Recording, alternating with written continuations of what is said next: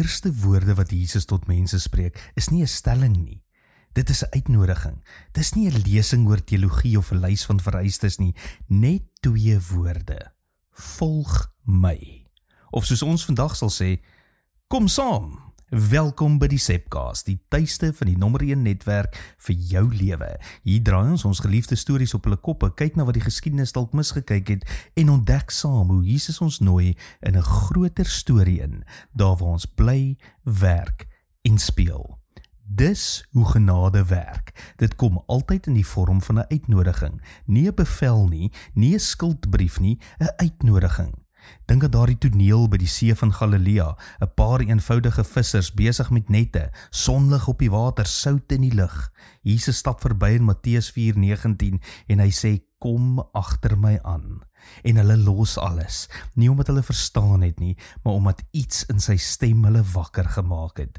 Daardie stem roep jou nie om jou lewe te verbeter nie, dit nooi jou om nuut te word. Dis die hart van genade. Genade sê nie net, ek vergewe jou nie, genade sê, ek nooi jou, want vergifnis maak die verlede skoon, maar roeping gee die toekoms betekenis. Baie mense dink genade beteken jy kan bly sit waar jy is, maar dis die groot misverstand.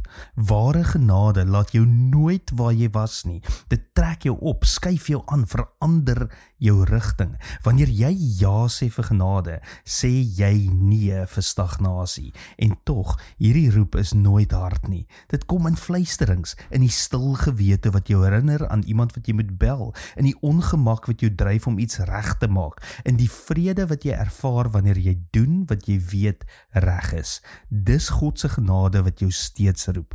Nou hier by SA Gemeente sê ons wil die nommer 1 netwerk vir jou lewe wees. Met ander woorde, 'n gemeenskap waar mense hoor dat God steeds roep. Nie net predikante of heiliges nie, maar gewone mense met gewone stories, onderwysers, ouers, studente, handelaars. Mense wat dink hulle is te ver. Jy. Hier leer ons, genade is nie net 'n troos nie. Dit is 'n sending. En wanneer jy dit hoor, verander jou lewe in 'n antwoord. So, waar roep genade jou heen vandag? Om iets reg te maak, om iemand te vergewe, om vir die eerste keer te glo jy is nie te ver nie? Jesus sê dit steeds, kom agter my aan. En in daardie roep lê lewe, want genade is nie net iets wat jy ontvang nie, dis iemand wat roep. Tot môre, mooi loop.